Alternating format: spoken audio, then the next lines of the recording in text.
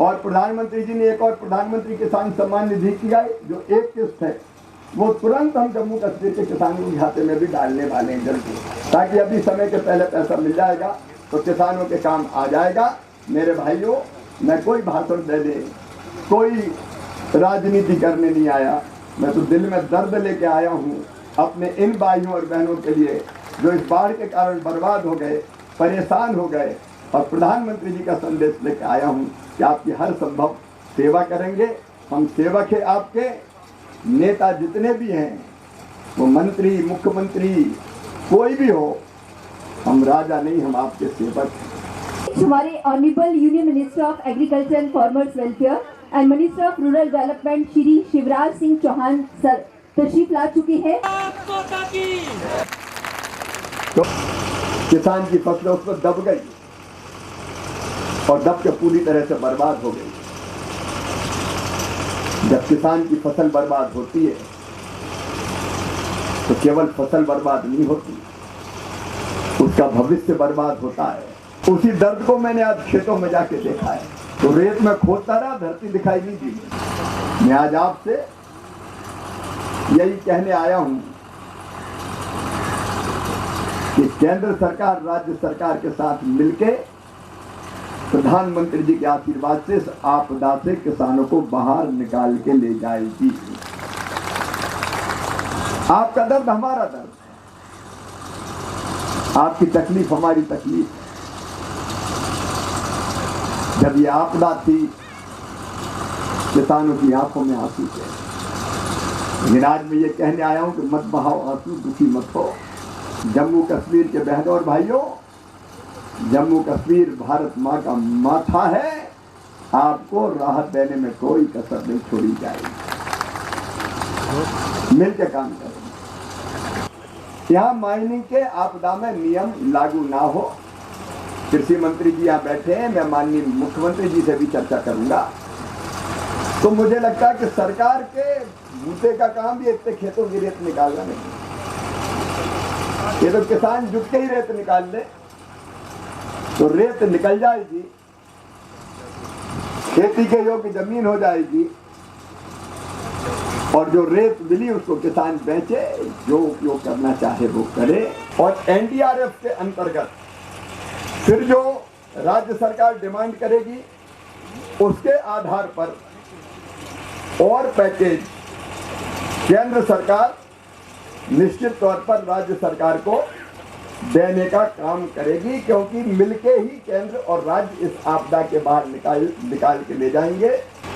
लेकिन एनडीआरएफ के तहत प्रावधान है कि कोई जान अगर चली जाए तो 4 लाख रुपए की सहायता उस परिवार को दी जाती है।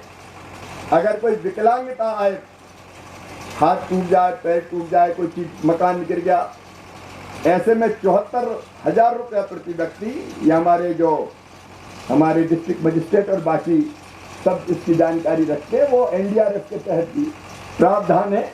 अगर गाद निकालना हो, मैं डिस्ट्रिक्ट एडमिनिस्ट्रेशन को बताना चाहता हूँ, आपकी जानकारी में है, तो गाद भी अगर निकालना हो तो 18,000 रुपया प्रति हेक्टेयर का प्रावधान उसमें है, जो केंद्र पैकेज देगा एनडीआरएफ का। उसके अंतर्गत गाद या रेत भी निकालने के लिए हम किसानों की मदद कर सकते हैं, उसका उपयोग भी हो सकता है।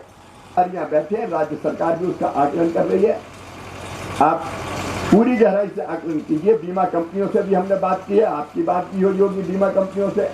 लगभग 60,000 किसानों का बीमा है, उनको लगभग पूरी भरपाई। मैं टीम लेके इसलिए आया हूँ कि कोई उसमें कोताही ना हो, कोई गड़बड़ ना हो, क्योंकि इस समय जरा भी लापरवाही या कोताही किसान के साथ अन्याय होगा, और ऐसा अन्याय करना पाप है, पाप।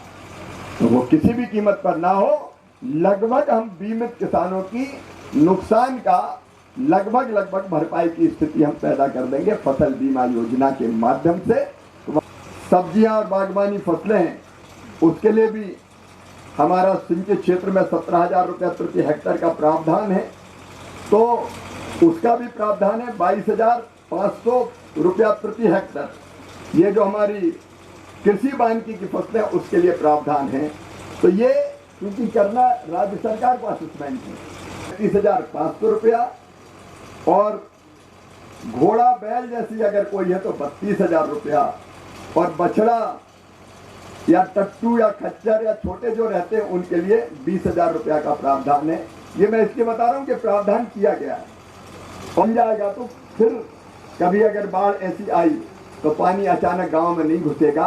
तो उसकी बात भी विनय और बाकी सब लोग जो मेरे साथ गए थे, क्योंकि मैं तो बांध तक देख के आया था, तो नहरों की मरम्मत का काम हो, बांध की फिर से बंधा बनाना हो, तटबंध इसको कहते हैं, उसके लिए भी व्यवस्था करने का हम लोग काम करेंगे।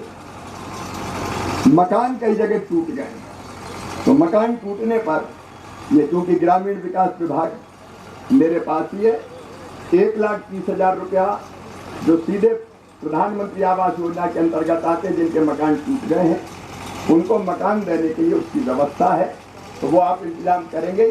मैं ग्रामीण विकास विभाग की तरफ से ऐसे जितने मकान टूटे होंगे उनके लिए 1,30,000 ये टॉयलेट के अलग, और टॉयलेट के साथ साथ मनरेगा की मजदूरी, ऐसे 40,000 रुपया और ये मेरा विभाग भी देगा। जितने मकान मेरे पास जो अभी सूची आई है, आपने जो मकान की संख्या भेजी है 5,101, ये मेरे पास जानकारी आई है। मैं यहाँ से जाते ही इन मकानों की स्वीकृति 5,101 की दे दूंगा। मेरे विभाग के काम है, ताकि जिनके घर टूटे हैं, कोई नुकसान हुआ होगा, बहनों को, उनको छोटे छोटे कामों के लिए एक फंड रहता है, और जम्मू कश्मीर को उसकी मदद भी निश्चित तौर पर मिल सके।